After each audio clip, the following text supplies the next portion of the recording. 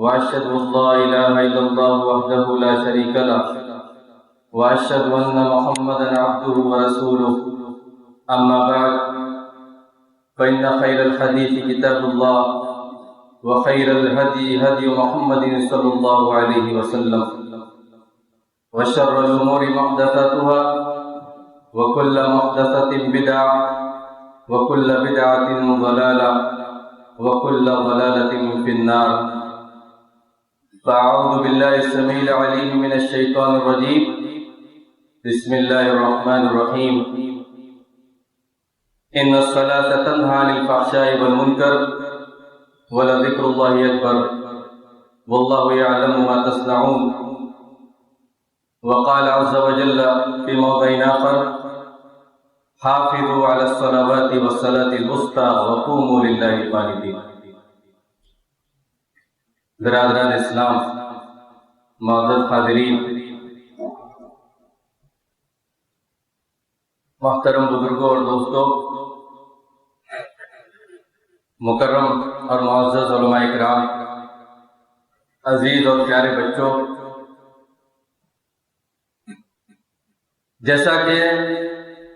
ہم اور آپ یہ بات بخوبی جانتے ہیں اور میں یہ سمجھتا ہوں کہ ایک مسلمان ہونے کے ناطے، ایک مسلمان ہونے کی حیثیت سے سبھی کو یہ بات بخوبی معلوم ہونی چاہیے اور ہوگی بھی کہ نبی کریم صلی اللہ تعالی علیہ وسلم کا یہ فرمان: بنی الاسلام علی خمس، شہادت اللہ الہ الا اللہ وانی رسول اللہ واقام الصلاۃ وایتاء الزکاۃ وصوم رمضان وحج البیت من استطاع الیہ سبیلا، کہ اسلام کی بنیاد یہ 5 چیزوں پر رکھی گئی ہے: اقرار شہادتین، توحید کی گواہی دینا، لا الہ الا اللہ کی گواہی دینا، توحید ربوبیت، توحید الوہیت، توحید اسماء و صفات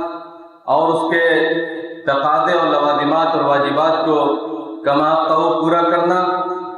اور اس پر کما حقہ ایمان رکھنا، دل سے ماننا، زبان سے اقرار کرنا اور اعضاء و جوارح سے جو دل میں آ جائے اور جس کا زبان سے ہم نے اقرار کیا، یعنی توحید کی، اللہ رب العالمین کے حقیقی معبود اور الہ ہونے کی جو ہم نے گواہی دی، اس کے مطابق صحیح معنوں میں اگر ہم نے اس کو معبود اور رب سمجھا ہے تو اس کا تقاضا یہ کہ اعضاء و جوارح سے عمل بھی کیا جائے، تبھی جا کر ایمان مکمل ہوگا۔ اور اس کے بعد رسالت کی گواہی کہ نبی کریم صلی اللہ تعالی علیہ وسلم جو کچھ اللہ رب العالمین کی جانب سے لے کر آئے، آپ بھی برحق اور سچے نبی ہیں اور آپ کی ہر ایک بتلائی ہوئی بات اور آپ کی تعلیمات من جانب اللہ حق اور سچ ہے، صداقت پر مبنی ہے۔ یہ بنیادی اقرار شہادتین کے بعد جو دین کی بنیاد اور اصل ہے، جس پر اسلام کی بنیاد ہے، اسلام ایک عمارت ہے اور اس عمارت کے لیے 5 ستون، 5 پلر نبی کریم صلی اللہ تعالی علیہ وسلم نے اس حدیث مبارکہ کے اندر جو بیان فرمائے، ان میں سے سب سے اہم پلر اور ستون نماز ہے، اس کے بعد رمضان مبارک کے روزے رکھنا، حج بیت اللہ کرنا، اور بھی بقیہ جو پلر ہیں، جو ارکان خمسہ ہیں اسلام کے، یہ ساری چیزیں، زکوٰۃ ادا کرنا، یہ 5 چیزیں اگر ان میں سے کسی کو نکال لیا جائے، ایک عمارت کی بنیاد جو اس کے 5 پلر، 5 ستون ہو، ان 5 ستون میں سے اگر کسی ایک ستون کو بھی، ایک پلر کو بھی اگر نکال دیا جائے تو وہ عمارت منہدم ہونے کے کگار پہ آ جاتی ہے، گرنے کے کگار پہ آ جاتی ہے۔ تو لہذا ہمارے آج کے اس بیان کا جو موضوع ہے، ٹاپک ہے، وہ نماز کے تعلق سے ہے، اس لیے میں نماز کے تعلق سے جو بھی باتیں آپ حضرات کی گوش گزار کرنے کی کوشش کروں گا، اس کو بغور سماعت فرمائیں۔ یہ 5 ستون جس پر عمارت، اسلام کی عمارت اور بنیاد ہے، اسلام ایک عمارت ہے اور یہ 5 اس کے ستون ہیں، اس کے پلر ہیں، ان میں سے اقرار شہادتین کے بعد سب سے اہم نماز ہے۔ اگر بندہ جو اس کے علاوہ دیگر اعمال ہیں، ارکان 5 کے علاوہ اقرار شہادتین کے بعد نماز، روزہ، حج، زکوٰۃ، اس کے علاوہ جو دیگر اعمال ہیں وہ سب اس عمارت کے لیے بہت ضروری ہیں اور اس کے ذریعے عمارت مکمل ہوتی ہے۔ لیکن اگر ان میں سے کوئی ایک عمل نہ ہو، ان ارکان 5 کے علاوہ کوئی ایک عمل اگر نہ ہو اس عمارت کے لیے، تو عمارت میں کمی اور نقص ضرور معلوم ہوتا ہے، لیکن عمارت منہدم نہیں ہوتی ہے۔ لیکن ان 5 ارکان اور ستون میں سے کسی ایک کو نکال لیا جائے تو عمارت منہدم ہونے کے کگار پہ آ جاتی ہے۔ لہذا جو شخص نماز کو چھوڑ دے، نماز کو ترک کر دے، وہ دائرہ اسلام سے خارج ہو جاتا ہے۔ اسی لیے فرماتے نبی کریم صلی اللہ تعالی علیہ وسلم، بین الرجل و بین الکفر والشرک ترک الصلاۃ، آدمی کے درمیان اور اس کے ایمان اور اسلام اور اس کفر کے درمیان فرق کرنے والی، دیگر قوموں سے ہم کو جدا اور ممتاز کر دینے والی ہمارا جو دینی شعار ہے، جس سے ہماری پہچان ہے، وہ نماز ہے، اور اس نماز کو چھوڑ دینا ہی جس کے ذریعے انسان اسلام کی سرحد سے نکل کر کفر و شرک کی سرحد میں داخل ہو جاتا ہے۔ اسی لیے فرماتے ہیں نبی کریم صلی اللہ تعالی علیہ وسلم، رأس الامر الاسلام وعمودہ الصلاۃ، معاملے کی جڑ اسلام ہے اور اس کا ستون یہ نماز ہے۔ یعنی اگر بندہ نماز نہ پڑھے تو جس طرح بغیر ستون کے کوئی عمارت قائم نہیں رہ سکتی، اسی طرح بغیر نماز کے کسی انسان کا، کسی بندہ کا دین مکمل نہیں ہو سکتا، اس کا دین باقی نہیں رہتا۔ صحابہ میں سے بہت سارے صحابہ اکرام رضوان اللہ علیہم اجمعین اور ہمارے اسلاف میں سے بہت سارے بڑی جماعت سلف و خلف کی، سب سے پہلے حضرت عبداللہ بن عمر رضی اللہ تعالیٰ عنہما کا قول، انہوں نے کہا کہ جو شخص نماز کو ترک کر دے وہ کافر ہو جاتا ہے، دائرہ اسلام سے خارج ہو جاتا ہے۔ حضرت سعد بن ابی وقاص رضی اللہ تعالیٰ عنہ اور حضرت علی بن ابی طالب رضی اللہ تعالیٰ عنہ، ان کا بھی یہی قول ہے کہ اس شخص کا دین اسلام میں کوئی حصہ نہیں ہے جو نماز کو چھوڑ دے، اور یہ بھی قول مروی اور منقول ہے کہ جو نماز کو ترک کر دے وہ کفر کا ارتکاب کرنے والا ہے۔ سلف و خلف کی ایک بڑی جماعت، جن میں امام عبداللہ بن مبارک رحمہ اللہ، امام مالک احمد بن حنبل رحمۃ اللہ علیہ، امام اسحاق بن راویہ رحمۃ اللہ علیہ، ان سبوں کا یہی کہنا ہے کہ کوئی شخص اگر نماز کو چھوڑ دے تو وہ دائرہ اسلام سے خارج ہو جاتا ہے، کفر کا ارتکاب کرنے والا ہو جاتا ہے۔ اور صرف یہی نہیں، امام اسحاق بن راویہ نے اس بات پر تمام علماء کا اجماع نقل کیا ہے، اور امام محمد بن نصر المروزی رحمۃ اللہ علیہ نے یہاں تک کہہ دیا کہ جمہور اہل حدیث کا یہی موقف ہے کہ جو نماز کو ترک کر دے، چھوڑ دے، وہ دائرہ اسلام سے خارج ہو جاتا ہے۔ حضرت عمر بن خطاب رضی اللہ تعالیٰ عنہ، انہوں نے اس آدمی کے اوپر جزیہ عائد کر دیا جو استطاعت رکھنے کے باوجود حج کا فریضہ نہ ادا کر سکا، یا جس نے حج کے فریضے کو استطاعت رکھتے ہوئے نہیں ادا کیا، اس پر حضرت عمر بن خطاب رضی اللہ تعالیٰ عنہ خلیفۃ المسلمین، انہوں نے جزیہ عائد کر دیا اور کہا کہ ہؤلاء لیسوا بمسلمین، یہ لوگ مسلمان نہیں ہیں، یہ لوگ مسلمان نہیں ہو سکتے۔ میرے بھائیوں، ان علماء کی دلیل کیا ہے اپنے اس موقف کو ثابت کرنے کے لیے؟ بہت مشہور بات، ہم اور آپ یہ بخوبی جانتے ہیں کہ اللہ رب العالمین نے ابلیس کو حضرت آدم علیہ السلام کے سامنے سجدہ کرنے کا حکم دیا، سبوں نے سجدہ کیا، فرشتوں کو حکم ملا اور ابلیس کو جنوں کے ساتھ حکم ملا، کیونکہ ابلیس یہ جنوں میں سے تھا۔ تمام فرشتوں نے اللہ رب العالمین کے حکم کی بجا آوری کرتے ہوئے حضرت آدم علیہ السلام کے سامنے سجدہ ریز ہو گئے، لیکن ابلیس نے سجدہ کرنے سے انکار کر دیا اللہ رب العالمین نے اس کے بابت قرآن میں کیا لفظ استعمال کیا؟ وَكَانَ مِنَ الْكَافِرِينَ۔ اللہ رب العالمین کا صریح حکم آدم کے سامنے سجدہ ریز ہونے کا، اس سے ابلیس نے انکار کیا اور وہ کافروں میں سے ہو گیا۔ یعنی اللہ رب العالمین کے حکم کی فرما برداری نہ کرتے ہوئے آدم کے سامنے اس نے سجدہ نہیں کیا، کیونکہ وہ اللہ کا حکم تھا۔ اللہ کے حکم کو نہ ماننے کی وجہ سے وہ کافروں میں سے ہو گیا۔ لیکن اللہ رب العالمین کے سامنے سجدہ ریز نہ ہونا، یہ تو اس سے بھی بڑا کفر ہے۔ اسی لیے علماء نے کہا، اور جو میں نے علماء کے اقوال اور صحابہ کرام رضوان اللہ علیہ مجمعین کے اقوال آپ کے سامنے بیان فرمائے، اسی نص کی بنیاد پر ان کا یہ موقف ہے، اور انہوں نے اپنے موقف کو اس کے ذریعے ثابت کیا ہے۔ میرے بھائیوں، اس کی مناسبت سے صحیح مسلم کی وہ حدیث بھی ہمیں اور آپ کو اپنے سامنے رکھ لینا بہت ضروری ہے۔ فرماتے نبی کریم صلی اللہ تعالی علیہ وسلم کہ جب بنی آدم میں سے کوئی سجدہ تلاوت والی آیت پر پہنچتا ہے اور وہ اللہ رب العالمین کے آگے سجدہ ریز ہوتا ہے، تو فرماتے ہیں نبی کریم صلی اللہ تعالی علیہ وسلم اعتزل الشیطان یبکی، شیطان وہاں سے الگ تھلگ ہو کر رونے لگتا ہے، کہتا ہے یا ویلا، ہائے خرابی و بربادی۔ اور ابو قریب کے الفاظ ہیں، راوی ہیں، ان حدیث کے الفاظ میں جو انہوں نے لفظ بیان کیا، یا ویلی، ہائے میری خرابی اور بربادی کے دن، امیر ابن آدم بالسجود فسجد فلہ الجنہ، بنی آدم کو سجدہ کرنے کا حکم دیا گیا انسانوں کو،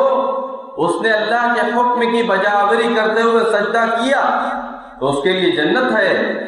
وَأُمِرْتُ بِالسُّجُودِ فَأَبَيْتُ فَلِيَ النَّارُ، اور مجھے سجدہ کرنے کا حکم دیا گیا جب، تو میں نے انکار کیا، اور ہائے میری خرابی و بربادی، میرے لیے تو جہنم کی آگ ہے۔ تو میرے بھائیوں، اللہ رب العالمین کے لیے عبادت کو بجا لانا اخلاص کے ساتھ، اور نماز کو اس کے وقت پر ادا کرنا، کیونکہ اللہ رب العالمین نے یہ ارشاد فرمایا ہے ان الصلاۃ کانت علی المؤمنین کتابا موقوتا، یقیناً نماز مسلمانوں پر اس کے مقررہ وقت پر فرض کی گئی ہے۔ نماز کو اس کے اول وقت میں ادا کرنا یہ مومنین کا، ایمان والوں کا شیوا و شعار رہا ہے۔ اور نماز میں ٹال مٹول کرنا، نماز پڑھنے کے سلسلے میں اگر کوئی شخص نماز تو پڑھتا ہے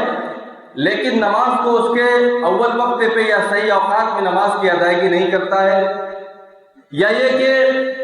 وہ نماز کی ادائیگی تو کرتا ہے لیکن نماز پڑھنے میں سستی اور کاہلی اور غفلت کا شکار ہے، تو ایسے نمازیوں کو صریح نفاق ان کے دلوں میں ہونے کی وجہ سے ان کو منافقین کے زمرے میں شامل کیا گیا۔ اس سے پہلے تو یہ کہ اگر کوئی شخص نماز کا انکار کر دے، کوئی مسلمان ہے، اسلام کا نام لینے والا ہے، اگر نماز نہ پڑھے یا نماز کی فرضیت کا انکار کر دینے والا ہو، یا نماز میں سستی اور غفلت اور کاہلی کا شکار ہو، تو ایسے آدمی کے لیے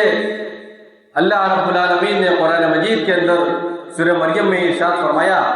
فَخَلَفَ مِن بَعْدِهِمْ خَلْفٌ أَضَاعُوا الصَّلَاةَ وَاتَّبَعُوا الشَّهَوَاتِ فَسَوْفَ يَلْقَوْنَ غَيًّا۔ ایک لمبی مدت کے بعد ایک بڑی جماعت پیدا ہوتی ہے، یکے بعد دیگرے آتی ہے، نسلاً بعد نسلٍ، أَضَاعُوا الصَّلَاةَ وَاتَّبَعُوا الشَّهَوَاتِ، جنہوں نے نمازوں کو ضائع کر دیا، برباد کر دیا، وَاتَّبَعُوا الشَّهَوَاتِ، اور دنیا کی لذتوں کے پیچھے پڑ گئے، اپنی منمانی زندگی گزارنے لگے، خواہشات نفسانی کے پیچھے پڑ کر، جس خواہشات نفسانی کے ذریعے جہنم کو گھیر دیا گیا کہ اگر اس خواہشات نفسانی کے پیچھے پڑ کر اگر آپ اپنی زندگی گزاریں گے اور اپنی خواہشات کو دین کے تابع نہیں کریں گے، اللہ رب العالمین کے حکم کے تابع، نبی کریم صلی اللہ تعالی علیہ وسلم کی بتلائی ہوئی سنت کے تابع نہیں کریں گے، تو آپ جہنم میں چلے جائیں گے، کیونکہ جہنم کو خواہشات سے گھیر دیا گیا۔ وَاتَّبَعُوا الشَّهَوَاتِ فَسَوْفَ يَلْقَوْنَ غَيًّا، تو عنقریب یہ تباہی و بربادی کو پانے والے ہیں، جہنم میں داخل ہونے والے ہیں۔ ویل اور تباہی و بربادی اور خرابی ان کا مقدر بننے والی ہے، جنہوں نے نمازوں کو یوں ہی ضائع کر دیا۔ سلف کی ایک جماعت میں سے ایک بہت بڑے عالم کا یہ قول ہے، میں پڑھ رہا تھا تو مجھے یہ عبارت ملی، انہوں نے کہا کہ اما انہم ما ترکوها بالکلیہ ولکن اخروها عن اوقاتها، کہا کہ انہوں نے نمازوں کو بالکلیہ یعنی مکمل طور پر چھوڑ نہیں دیا تھا، ولیکن اخروها عن اوقاتها، لیکن انہوں نے نمازوں کو اس کے وقت سے مؤخر کر کے تاخیر سے پڑھنے کی ان کو عادت ہو چکی تھی۔ سستی و کاہلی اور غفلت کا شکار ہوتے ہوتے اس انجام کو وہ پہنچ چکے تھے کہ نمازوں کو بالکلیہ پورے طور پر کلی طور پر چھوڑنے والے نہیں تھے، لیکن نمازوں کو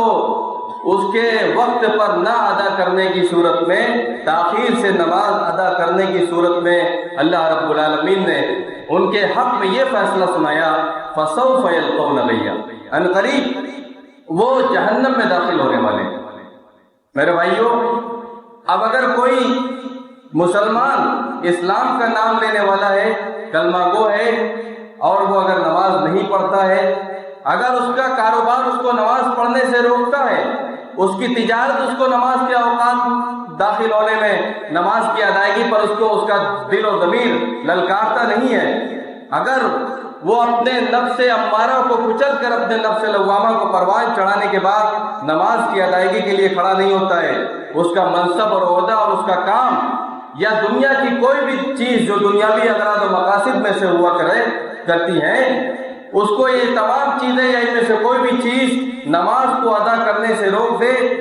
اور اس کے بعد بھی وہ زبانی دعویٰ کرے بظاہر کہ ہم مسلمان ہیں، یہ کہاں کا اسلام ہے؟ کس دین کو ہم ماننے والے، کون سے دین کے ہم دعوے دار ہیں؟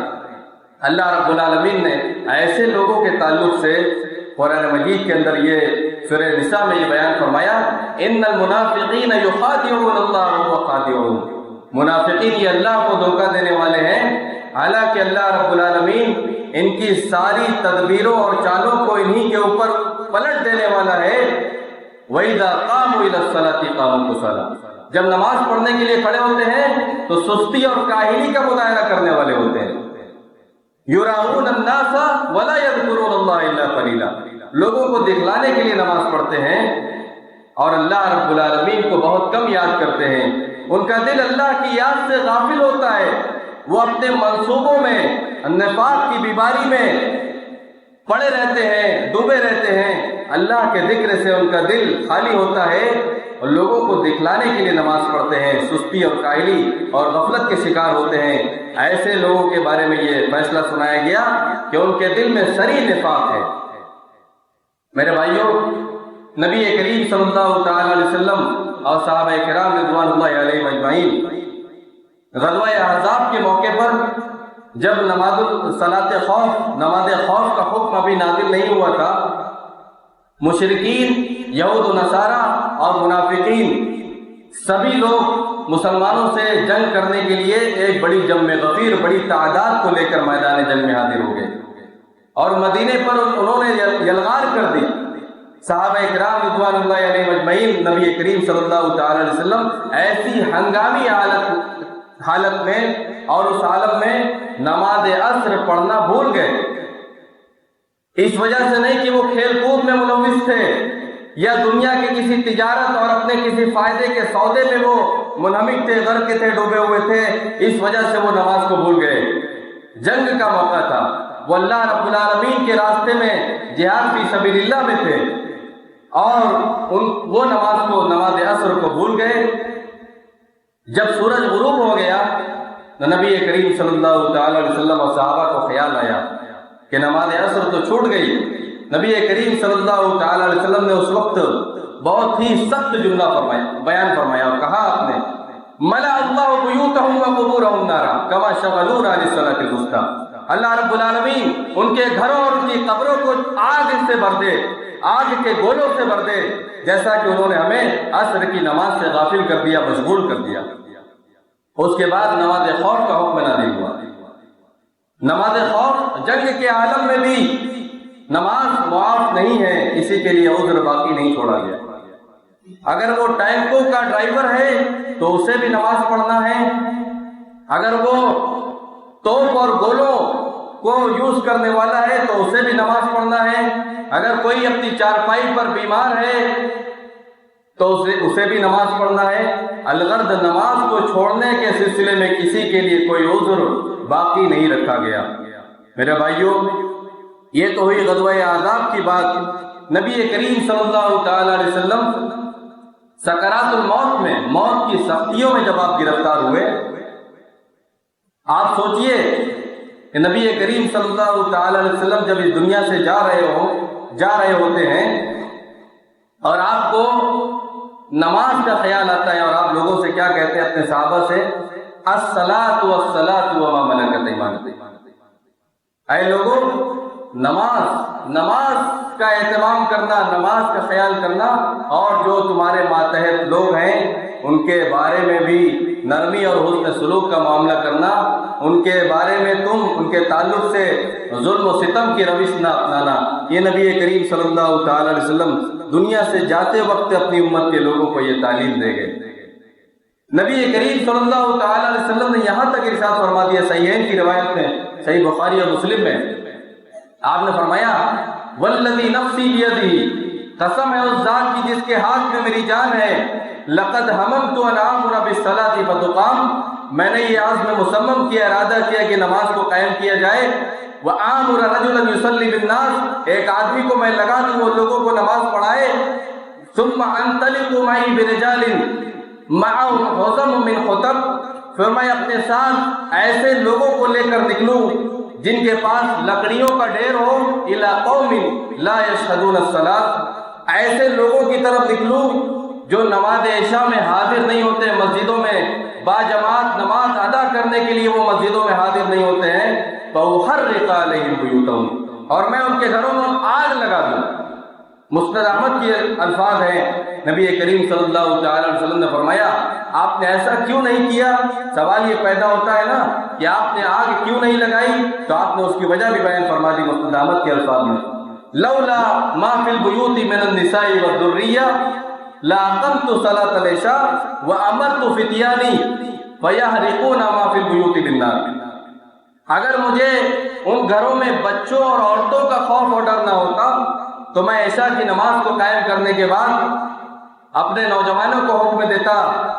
کہ وہ گھروں میں جو کوئی ہے جو نماز عشاء میں یا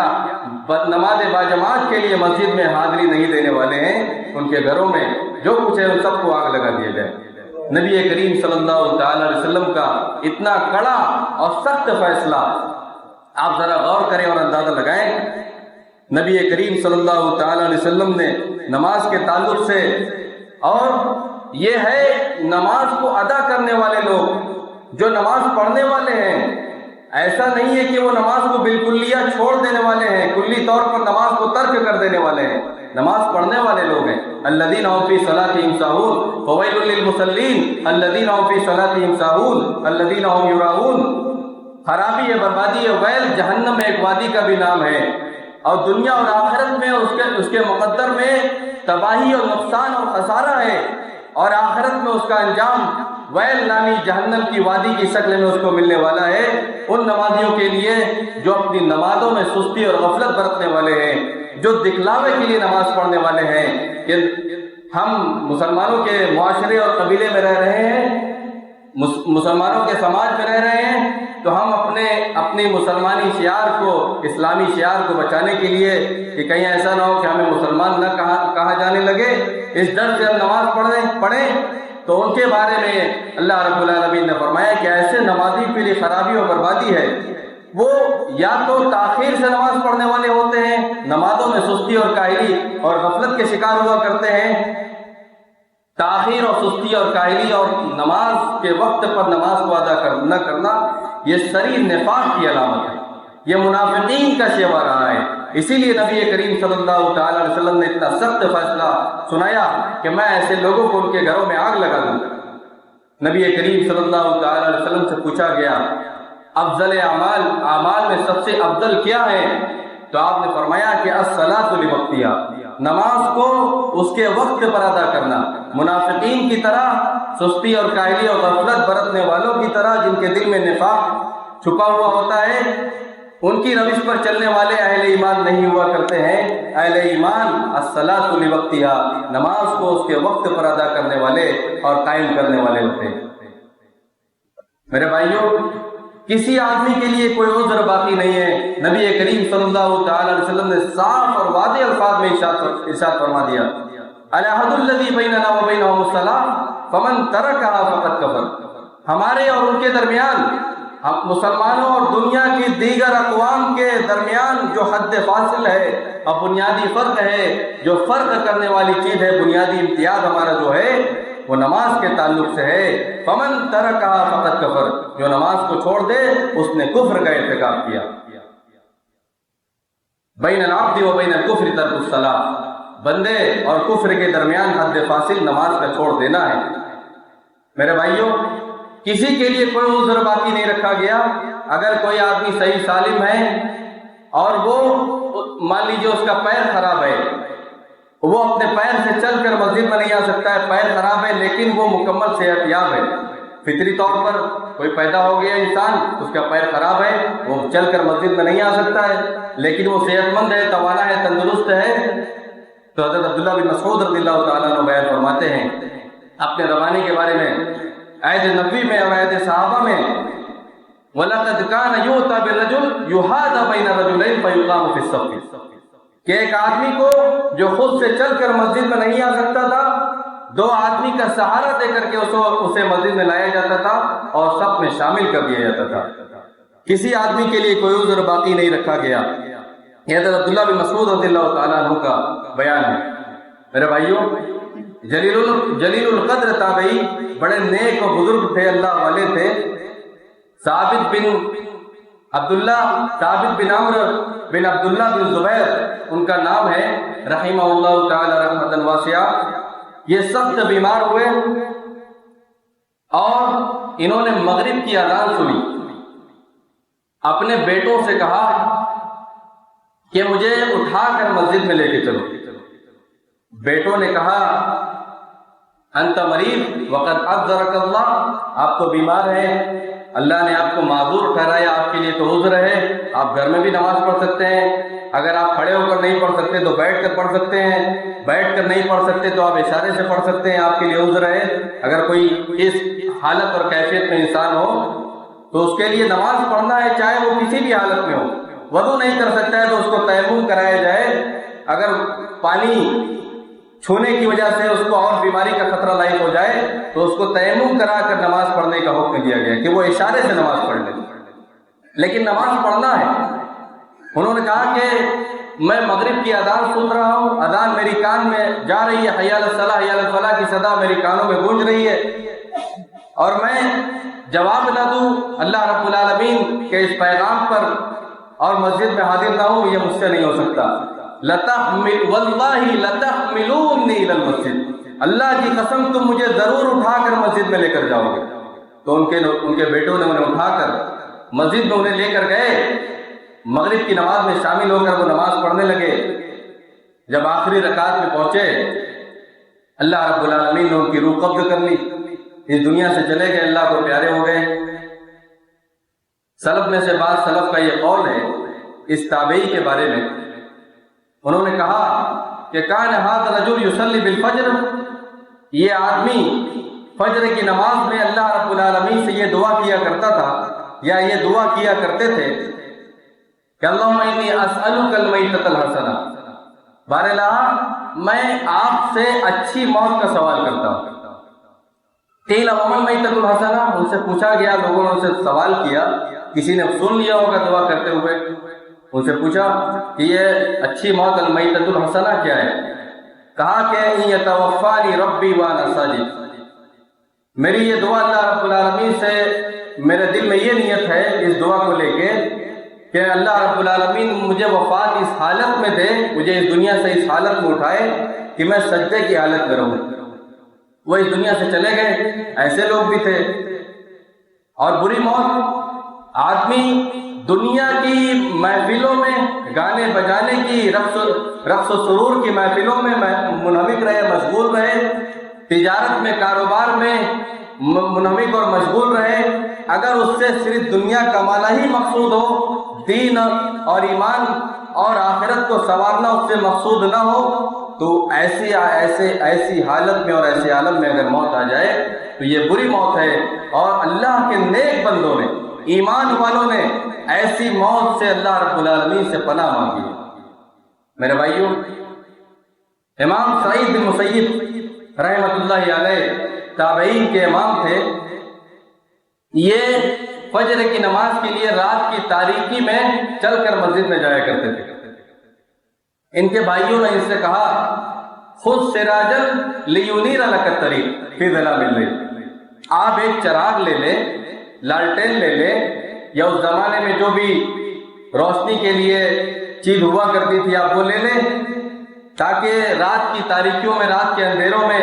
آپ کے لیے روشنی اور چراغ کا کام کرے۔ تو انہوں نے کیا جواب دیا؟ یکفینی نور اللہ، اللہ رب العالمین کا نور میرے لیے کافی ہے۔ اور اس آیت کریمہ کی تلاوت فرمائی،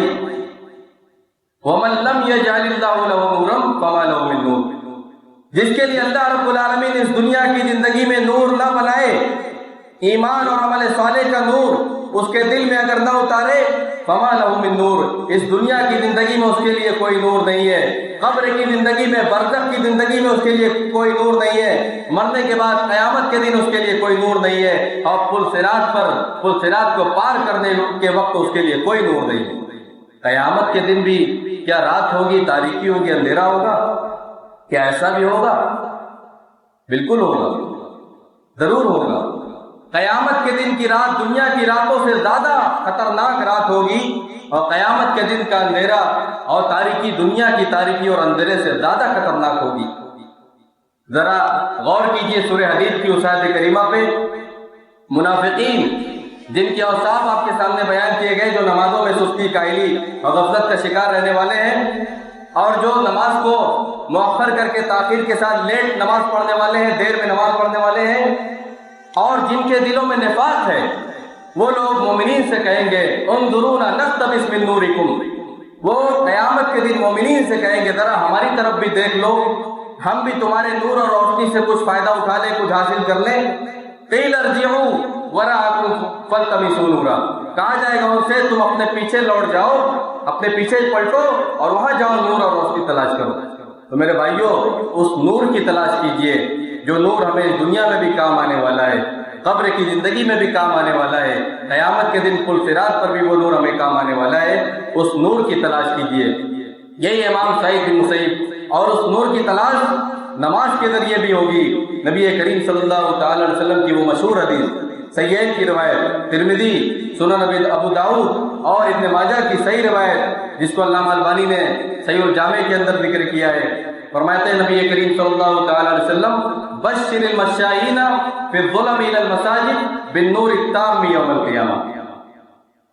اندھیروں میں، رات کی تاریکی میں چل کر مسجدوں میں جانے والوں کو قیامت کے دن مکمل نور اور روشنی کی خوشخبری اور بشارت سنا دو۔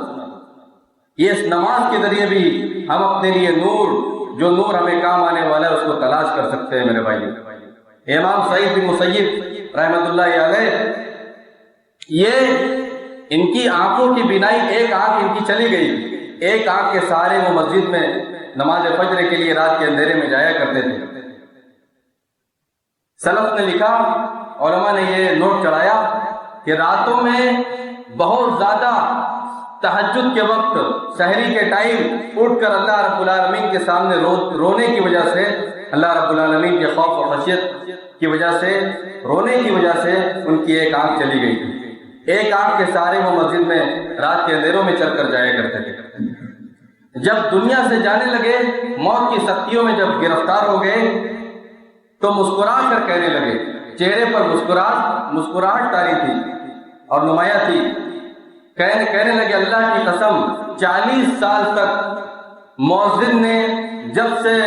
اذان دینا چالو کیا، 40 سال تک کبھی بھی ایسا نہیں ہوا کہ مؤذن نے اذان دی ہو اور میں اذان سے پہلے مسجد میں موجود اور حاضر نہ رہا ہوں۔ یہ ان کا حال ہے۔ میرے بھائیوں، ہمیں نماز کے تعلق سے فکر مند ہونا چاہیے۔ اگر نماز نہیں تو پھر کچھ بھی نہیں، دلوں کا نور ہے، اور نبی کریم صلی اللہ تعالی علیہ وسلم کی آنکھوں کی ٹھنڈک ہے نماز۔ جعلت قرۃ عینی فی الصلاۃ، میری آنکھوں کی ٹھنڈک یہ نماز میں بنا دی گئی ہے۔ اور نبی کریم صلی اللہ تعالی علیہ وسلم، وقت نہیں ہے، میں اختصار کرتے ہوئے بات کو آخری نتیجے تک لے جاتے ہوئے میں آخری بات بیان کر کے اپنی بات ختم کروں گا۔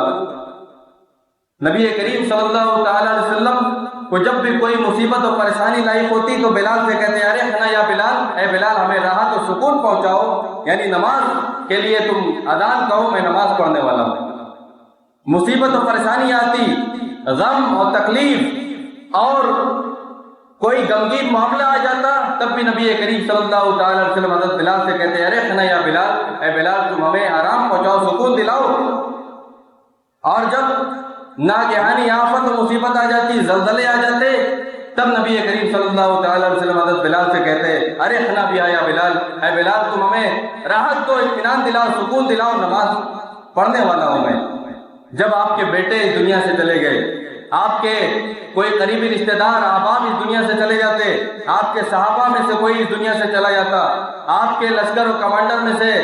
کسی کی وفات ہو جاتی یا آپ کے لشکر کو شکست ہو جاتی، تو نبی کریم صلی اللہ تعالی علیہ وسلم ہر مصیبت و پریشانی اور غم کے موقع پر بلال سے کہتے ہیں، ارحنا بیا یا بلال، اے بلال تم ہمیں راحت دلاؤ، سکون دلاؤ، اطمینان پہنچاؤ، ہمارے دل کو ٹھنڈک پہنچاؤ۔ وجعلت قرۃ عینی فی الصلاۃ، میری آنکھوں کی ٹھنڈک نماز میں بنا دی گئی ہے۔ میرے بھائیوں، اخیر میں اللہ رب العالمین سے دعا ہے، الہ العالمین تو ہم تمام مسلمانوں کو ہمارے دلوں میں صحیح معنوں میں ایمان کی رمق رچا دے، بسا دے۔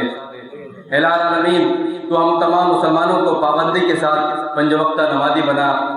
رب العالمین جب تک اس جہان فانی میں زندہ رکھ، سچا اور پکا مسلمان بنا کر زندہ رکھ، اور جب اس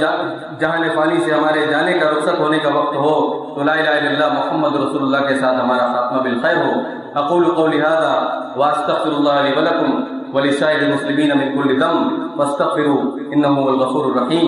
وآخر دعوانا ان الحمد للہ رب العالمین، والسلام علیکم ورحمۃ اللہ۔